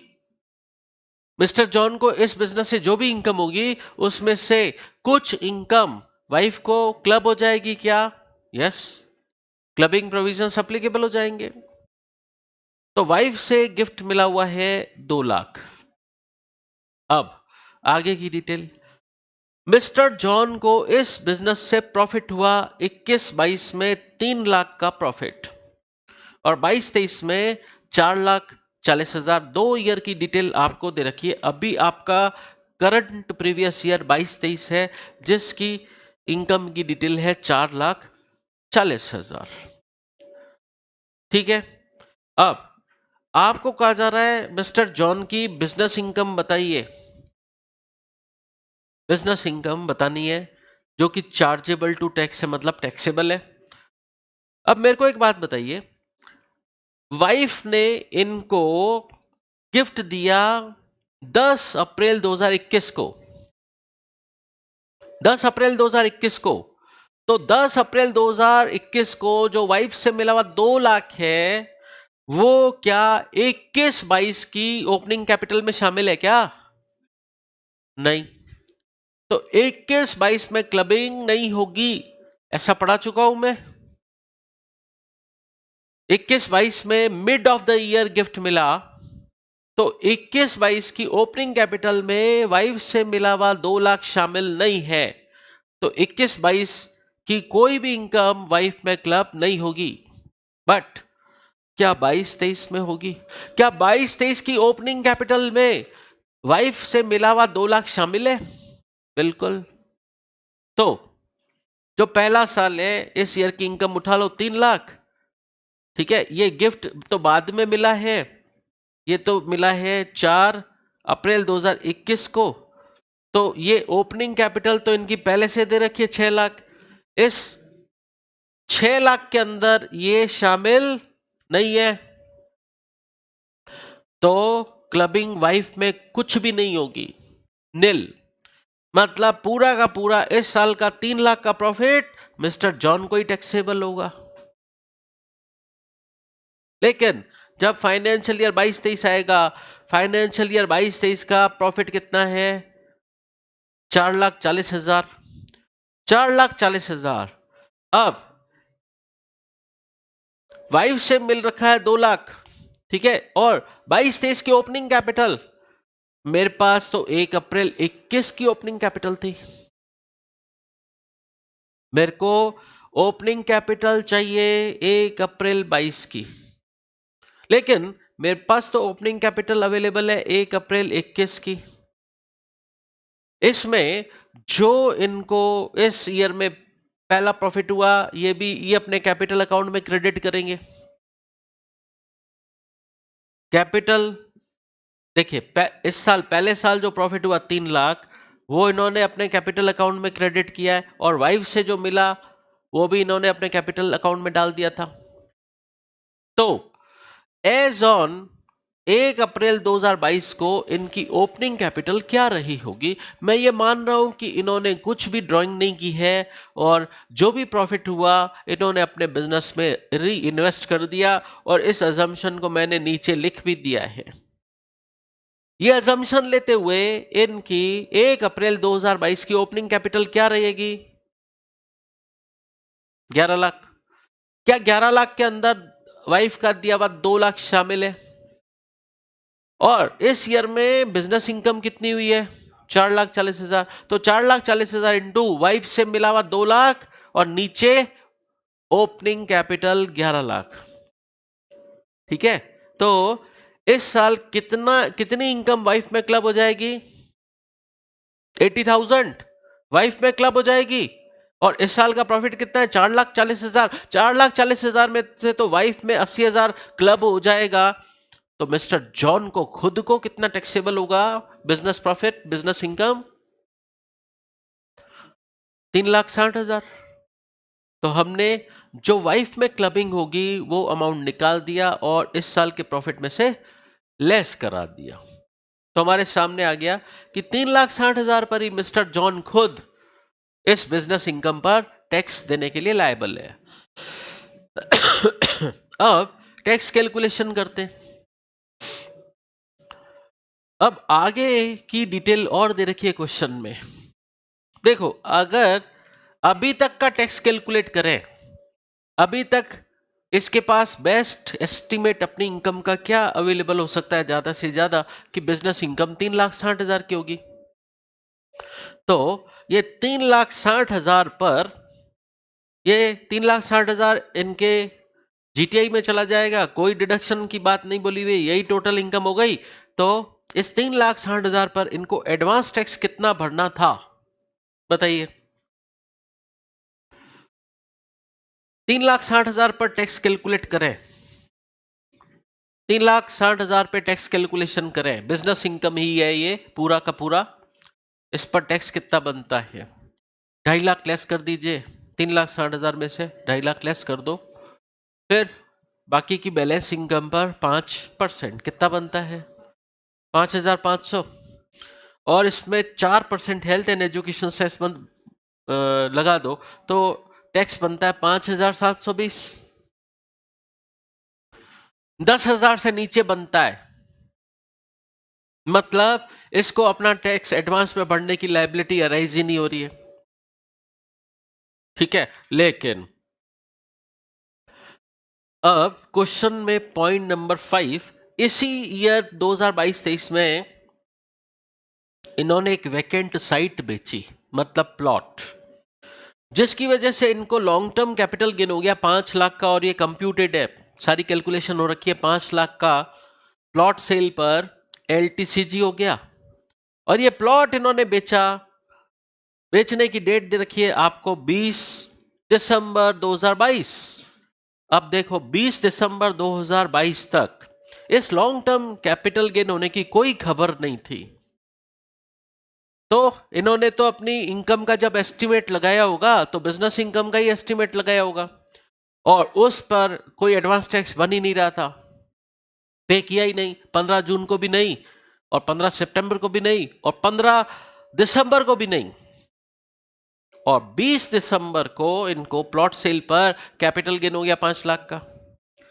अब रिलैक्सेशन प्रोविजन में क्या लिख रखा है कि अगर ऐसी इनकम है और वो कैपिटल गेन है और ये इस इनकम का पहले एस्टिमेट नहीं लगा सके थे, तो अब जो इंस्टॉलमेंट अब आएगी तब इस एलटीसीजी का टैक्स जमा कर दिया जाए।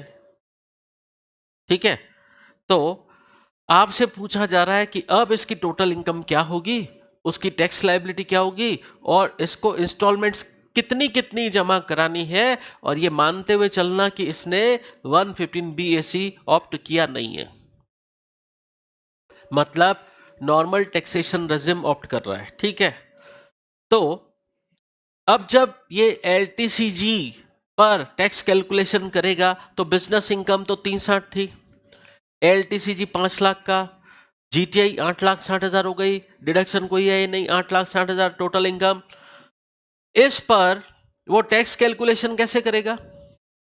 जो 2,50,000 की बेसिक इनकम एग्जम्पशन लिमिट है वो पहले नॉर्मल इनकम बिजनेस इनकम में से लेस करेगा, तो वो उस पर तो टैक्स इतना ही बनेगा 5,500, और वो एलटीसीजी जो 5 लाख हुआ है उस पर 20% टैक्स लगेगा 1 लाख।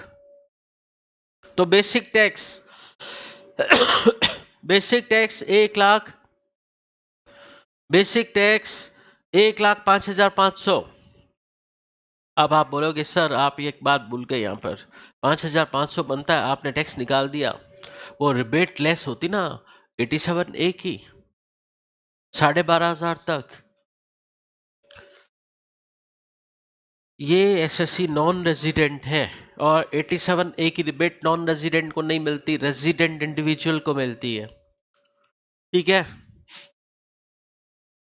इसका कमेंट मैंने यहाँ लिख दिया है, 87A की रिबेट नॉन रेजिडेंट को नहीं मिलती है इसलिए नहीं दी थी। ठीक है, हाँ, अब ये जो टैक्स बना इसका, इसमें सेस जोड़ दो, फाइनल टैक्स इतना बन रहा है, फाइनल टैक्स इतना बन रहा है।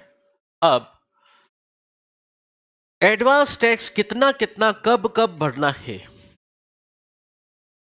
15 जून तक हमारे पास सिर्फ बिजनेस इनकम का एस्टिमेट था, हमारे पास सिर्फ बिजनेस इनकम का एस्टिमेट था, उसका टैक्स इतना है। हालांकि ये 10,000 से कम है, लेकिन भरने की लायबिलिटी फाइनली अल्टीमेटली तो अराइज हुई कि नहीं हुई, क्योंकि अल्टीमेटली एलटीसीजी भी हो गया है। ठीक है, तो लायबिलिटी तो है, तो ये 5,720 का टैक्स कितना जमा कराना था? 15%, 15 जून तक, 15 जून तक जमा कराना था, तो 5,720 का 15%, 858 इतना जमा कराना है। फिर 5,720 का पहला था 15%, दूसरा 45, तो 15 से 45 मतलब 30% इंक्रीमेंटल, तो ये 30% इंक्रीमेंटल 15 सितंबर तक जमा कराना था। फिर 15 दिसंबर को इसी का ही और इंक्रीमेंटल हुआ, क्या सेकंड था 45, फिर थर्ड 75, तो 45 से 75 इंक्रीमेंटल के 33%, तो वो इंक्रीमेंटल ये इतना। ठीक है, और 15 मार्च को इस इनकम का 25% तो है ही है, इंक्रीमेंटल 25 हुआ, क्या थर्ड 75% थी, और फोर्थ इंस्टॉलमेंट 100, तो इंक्रीमेंटल 25, तो वो तो है ही है। लेकिन ये जो एलटीसीजी होने की खबर मिली थी वो तो बाद में मिली थी। कब मिली थी? एलटीसीजी कब हुआ था? 20 दिसंबर को, तब तक 3 किस्तें निकल चुकी थी, तो लास्ट वाली किस्त। अब एक बात बताओ, एलटीसीजी का टैक्स अगर मैं इंडिविजुअली कैलकुलेट करूं तो बेसिक आता है 1 लाख, बेसिक आता है 1 लाख, 4% इसमें सेस जोड़ दिया जाए तो एलटीसीजी का टैक्स इंडिविजुअली टोटल कितना आएगा? 1,04,000, 1,04,000 100% जमा होना है। इंस्टॉलमेंट फाइलिंग ड्यू अब जो ड्यू होगी, तो अब ड्यू कौन सी होगी? 15 मार्च वाली, तो इतना पे हो जाना चाहिए। और आप पढ़ चुके हो जो भी टैक्स पेबल आपका बनता है उसकी आपको राउंडिंग ऑफ करनी पड़ती है क्या? राउंडिंग ऑफ करनी पड़ती है, तो राउंड ऑफ कर दीजिए। Do the nearest multiple of ₹10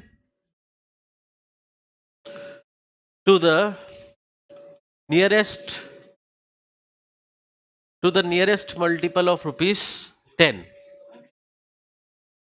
तो इतना टोटल टैक्स आपका हो जाएगा। ये इस तरीके से पे होना है। ये 10 रुपए का डिफरेंस आया, ये राउंडिंग ऑफ की वजह से है। ठीक है, चलिए फिर क्वेश्चन नंबर सेकंड। मिस्टर साहिल रेजिडेंट इंडिविजुअल है, बिजनेस इनकम इस साल ईयर एंडेड में हुई है, लॉस है। लॉस का सेट ऑफ कैसे कैसे होगा उसका भी ध्यान रखना है। हाउस प्रॉपर्टी हेड में भी लॉस है और लॉटरी में विनिंग है, मतलब रेगुलर कामों में तो लॉस ही लॉस है, फूटी किस्मत। लेकिन बैठे बिठाए इनकम मिल रही, लॉटरी 5 लाख, और सट्टा भी खेलता है, स्पेकुलेशन बिजनेस इनकम 1 लाख। मतलब इसका जो है ना नसीब जो है इस तरीके से भगवान ने बनाया है कि उल्टे उल्टे कामों से ही पैसा मिलेगा, सीधे कामों से पैसा नहीं मिलेगा। जोगी ऐसे इसके। चलिए फिर सैलरी की इनकम कंप्यूटेड लिख दिया, मतलब स्टैंडर्ड डिडक्शन लेस हो चुका है, और इसको सेक्शन 112 वाला LTCG है 70,000। इसकी टोटल इनकम कंप्यूट करनी है, टैक्स लायबिलिटी कंप्यूट करनी है, और एडवांस टैक्स कितना बनता है ये मानते हुए कि ये अल्टरनेटिव टैक्सेशन रेजिम 115B ऐसी ऑप्ट नहीं कर रहा है। सबसे पहले तो लॉसेस सेट ऑफ कराने का मुद्दा, इसको हाउस प्रॉपर्टी हेड की इनकम है। देखिए लॉटरी विनिंग कैजुअल इनकम है, तो कैजुअल इनकम पर मैंने बोल रखा है आपको पहले ही एस्टेश मार्क लगा दो ताकि इससे कुछ भी सेट ऑफ गलती से नहीं करा दो। कैजुअल इनकम से कोई लॉस सेट ऑफ नहीं होता है। तो बिजनेस का लॉस किससे सेट ऑफ होगा, पहले मेरे को एक बात बताइए। इंटर सोर्स एडजस्टमेंट करेंगे सेम हेड में, तो ये जो नॉर्मल बिजनेस से लॉस हुआ है 1/35 का, वो स्पेकुलेटिव बिजनेस से सेट ऑफ कराएगा। पहले क्या होगा, इंटर सोर्स होता है एडजस्टमेंट या इंटर हेड होता है? इंटर सोर्स, मतलब जो पहले सेम हेड में फॉल करते हैं पहले उनका करना पड़ेगा। तो पहले इंटर सोर्स एडजस्टमेंट किया मैंने। अभी भी बिजनेस लॉस कितना बचा हुआ रह गया है, नॉर्मल बिजनेस का लॉस 35,000 बचा हुआ है। फिर ये हाउस प्रॉपर्टी हेड का लॉस क्या सैलरी इनकम से करवा दूं? हाउस प्रॉपर्टी हेड में लॉस है, वो सैलरी इनकम से करवा दूं क्या? ये इससे हो गया, तो आपकी सैलरी कितनी आ जाएगी after setting of loss? House property head का लॉस 45,000, ठीक है। और स्पेकुलेटिव इनकम 1 लाख थी, उससे नॉर्मल बिजनेस की का लॉस 1/35 सेट ऑफ करे, ये 35,000 अभी भी बचा हुआ है, ये 35,000 अभी भी बचा हुआ है, ये वाला। अब ये सेट ऑफ कराना है। एक इनकम और सामने दिख रही है, लॉटरी विनिंग से कुछ नहीं हो सकता सेट ऑफ, कैजुअल इनकम है। बट हाँ, क्या LTCG से हो सकता है लॉस सेट ऑफ? मना है क्या? नॉर्मल बिजनेस का लॉस LTCG से सेट ऑफ नहीं हो सकता, मना है क्या? नहीं है मना। तो ये जो लॉस है नॉर्मल बिजनेस का, मैं इस LTCG से सेट ऑफ करवा लेता हूं। मना है क्या? बताइए, कोई रेस्ट्रिक्शन है या नहीं? नहीं है, हो सकता है तो करवा दीजिए। करवा दिया तो LTCG टैक्सेबल कितना बच जाएगा? नॉर्मल बिजनेस का लॉस इससे सेट ऑफ हो गया, LTCG टैक्सेबल कितना बच जाएगा? 35,000। अब ध्यान रखो, अब आपके टोटल इनकम के अंदर क्या क्या शामिल होगा? एक तो लॉटरी की विनिंग 5 लाख, LTCG 35,000 और सैलरी 45,000। आपकी GTI आ गई 5,80,000। चैप्टर 6 के डिडक्शन की कोई डिटेल नहीं दे रखी है, तो यही टोटल इनकम हो गई। अब 5,80,000 पे टैक्स कैलकुलेट करना है। लेकिन अब एक बात बताइए, जिसने लॉटरी विनिंग का पेमेंट दिया होगा, पेयर ने लॉटरी विनिंग के अमाउंट पर अगर सेक्शन 194B में टीडीएस काटा है, लॉटरी विनिंग पर पेयर ने सेक्शन 194B में 30% की रेट से टीडीएस डिडक्ट किया होगा। ठीक है, तो नॉर्मल इनकम कौन कौन सी है बताइए, एक मिनट। ये 45,000 और ये 35,000 दोनों जोड़ के बताओ कितना होता है? 80,000। 80,000 पर टैक्स कैलकुलेट करते हैं। लॉटरी पर अलग से निकालेंगे। लॉटरी विनिंग पर टैक्स 30%, वो आ गया अलग से। लेकिन ये जो दो इनकम थी, सैलरी 45,000 और long term capital gain 35,000, total 80,000। मेरे को एक बात बताइए, जो 2.5 लाख की बेसिक इनकम एग्जम्पशन लिमिट मिलती है, वो पहले नॉर्मल इनकम में से क्लेम की जाती है। तो जो 2.5 lakh basic income exemption limit claim करनी है, वो नॉर्मल इनकम पहले सैलरी में से होगी, फिर 2.5 लाख में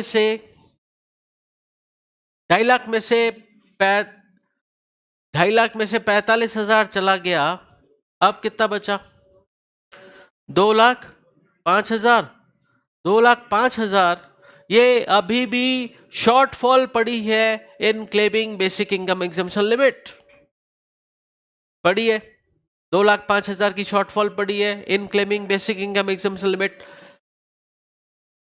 एसएससी रेजिडेंट इंडिविजुअल है और shortfall in claiming basic income exemption limit resident individual, resident HUF को अलाउ है। पढ़ चुके हैं क्या? टैक्सेशन ऑफ स्पेशल इनकम पढ़ा था। तो ये 35 भी इसमें से चला जाएगा। कुल मिलाकर मेरे को एक बात बताइए, आपकी बेसिक इनकम एग्जम्पशन लिमिट वेस्ट कितनी जाएगी? 2.5 लाख की थी, 2.5 थी, उसमें से 45 नॉर्मल इनकम और बाकी का एलटीसीजी 35। अभी भी आपकी बेसिक इनकम एग्जम्पशन लिमिट पड़ी हुई है। कितनी पड़ी हुई है? 1,70,000। ये वेस्ट हो जाएगी क्या? या इसको आप कैजुअल इनकम में से और क्लेम कर सकते हो। कैजुअल इनकम में से बेसिक इनकम एग्जम्पशन लिमिट की शॉर्टफॉल एडजस्ट नहीं होती है, तो ये 1,70 की आपकी बेसिक इनकम एग्जम्पशन लिमिट को क्लेम करने में जो शॉर्टफॉल रही है, वेस्ट हो जाएगी। बट इतना तो तय है कि 80,000, जो ये 45 और 35,000 था, 80,000 उस पर टैक्स नहीं लगेगा। अब बचा सिर्फ लॉटरी की विनिंग, उस पे टैक्स बनता है 50,000। बट ये अलग बात है, वो जो टीडीएस काटने वाला है, वो 30% की रेट से काटेगा क्या? वो सेस जोड़ के काटेगा? नहीं। क्यों? उसके एंगल से यहां पर मिस्टर साहिल पेई है, रेजिडेंट है। पेई रेजिडेंट होता है तो सरचार्ज और सेस ऐड नहीं होता है टीडीएस की रेट में। तो पेयर ने जो टीडीएस काटा होगा सेक्शन 194B में 30% की रेट से 1.5 लाख ही काटा होगा। जबकि जब वो अपनी टैक्स लायबिलिटी खुद कैलकुलेट करने बैठेगा तो 30% तो ये आएगा, अरे सेस भी तो जुड़ेगा जब वो खुद टैक्स कैलकुलेट करने बैठेगा। 6,000 पेयर टीडीएस 1.5 लाख काटेगा, लेकिन ये टैक्स पे करने के लिए लायबल कितना है? 1,56,000। इसकी खुद की टैक्स लायबिलिटी कितनी आ रही है? 1,56,000। वो डिफरेंस सेस की वजह से आ रहा है। पेयर ने तो 1,50,000 टीडीएस काट दिया था, तो बाकी का जो 6,000 भरना निकलता है, क्या ये 6,000 एडवांस में भरे? एडवांस टैक्स के प्रोविजन इस पे एप्लीकेबल होंगे कि नहीं? टीडीएस टीसीएस की क्रेडिट लेने के बाद इसकी टैक्स लायबिलिटी 10,000 से कम है, 6,000 ही है, तो ये एडवांस में टैक्स भरने के लिए लायबल ही नहीं है। समझ गए बात? तो एडवांस टैक्स की इसकी लायबिलिटी बनती नहीं है। ये सारे कमेंट मैंने यहां लिख दिए, ठीक है। अच्छा बताइए, अगर पेयर इसका टीडीएस काटना भूल जाता है तो क्या ये उसका एडवांस में टैक्स पे करने के लिए खुद ही लायबल है? बिल्कुल। फिर उसका टैक्स बनता 1,56,000, 1,56,000 को वो 10,000 से ज्यादा है, तो यस वो फिर एडवांस में टैक्स पे करने के लिए लायबल हो जाता, और नहीं पे करता तो उसको सेक्शन 234C का इंटरेस्ट लगता। अगर पेयर टीडीएस काटने में टीडीएस नहीं काटे या कम काटे तो डिफरेंस का इसको ही भरना है, ठीक है। और उस सिचुएशन में फिर हाँ, ये रिलैक्सेशन प्रोविजन का एडवांटेज ले सकता है क्या? ये लॉटरी की विनिंग बाद में हुई, 1-2 क्वार्टर निकलने के बाद, तो उसके बाद ये इनकम अगर लॉटरी की विनिंग हुई है तो वो रिलैक्सेशन प्रोविजन का एडवांटेज ले सकता है। इंस्टॉलमेंट फाइलिंग ड्यू अब जो आएगी तब पे करे। समझ आ गई बात? चलिए फिर क्वेश्चन नंबर 3। टाइम हो गया, टाइम एक्सटेंड सब करवा दूंगा मैं। चलिए क्वेश्चन नंबर 3। मैं लूज एंड नहीं छोड़ता, मेरी आदत है कि बस एक क्वेश्चन बचा हुआ है तो उसको छोड़ दो कल के लिए, मैं ऐसा नहीं करता। कल बिल्कुल फ्रेश चैप्टर स्टार्ट होना चाहिए। चलिए क्वेश्चन नंबर 3। मिस्टर शिखर, जिनकी एज 52 ईयर्स है, इनकी एडवांस टैक्स लायबिलिटी बताइए, ये मानते हुए कि ये 115 BSc ऑप्ट नहीं कर रहे हैं, और इनकी एस्टिमेटेड टैक्स लायबिलिटी है 85,000, इनका टीडीएस कटा हुआ है 15,000। बताइए ये टीडीएस की क्रेडिट अगर क्लेम भी कर लें तो भी इनका टैक्स भरना कितना निकलता है? 70,000, जो कि 10,000 से ज्यादा है। तो इन पर एडवांस टैक्स की लायबिलिटी है। अब बताइए, इनका एडवांस टैक्स 70,000 बन रहा है, कैसे कैसे कैलकुलेट होगा? 4 किस्तें, 15 जून, 15 सितंबर, 15 दिसंबर, 15 मार्च। 70,000 का 15%, 70,000 का 15% इतना भर दे। फिर अगर ये भर दिया है तो इंक्रीमेंटल 30%, 70,000 का 30% इंक्रीमेंटल 21,000 भरे। और अगर ये 21,000 भर चुका है, पहला 10,500 भर चुका है, तो फिर इंक्रीमेंटल 30%, 70,000 का फिर 30%, 21,000 भर दे। और लास्ट में इंक्रीमेंटल कितना? 25%। तो 70,000 का 25%, 70,000 का 25% कितना निकलता है? 17,500। इस तरीके से इसको भरना है। लेकिन क्वेश्चन का फर्स्ट पार्ट, क्या आपका आंसर चेंज हो जाएगा क्या अगर ये 44AD में प्रेज्यूम्टिव इनकम सेक्शन में चला जाता है? चेंज हो जाएगा आंसर। इसको फिर एक सिंगल वन शॉट इंस्टॉलमेंट 15 मार्च को 100% भरनी होगी। तो 70,000 बन रहा है, 15 मार्च को सिंगल वन शॉट इंस्टॉलमेंट भरनी होगी, पूरा का पूरा एडवांस टैक्स एक ही सिंगल वन शॉट इंस्टॉलमेंट में भरना रहेगा। क्वेश्चन का सेकंड पार्ट, आपका आंसर चेंज हो जाएगा क्या अगर ये 44AD वाला प्रेज्यूम्टिव इनकम सेक्शन नहीं लग रही है, इस पर 44AE लग रही है। देखिए सिंगल वन शॉट इंस्टॉलमेंट वाली बात सिर्फ 44AD वालों के लिए और 44ADA वालों के लिए है, 44AE वालों के लिए नहीं है। 44AE वालों के लिए नहीं है तो फिर क्या, उनको तो फिर इस तरीके से ही भरना है, 4 किस्तें भरनी है पूरी। नहीं भरेंगे तो सेक्शन 234C का इंटरेस्ट लगेगा। ठीक है, ये इंटरेस्ट कैसे कैलकुलेट होता है ये हम अगले चैप्टर में समझेंगे। आज की क्लास पे इतना ही।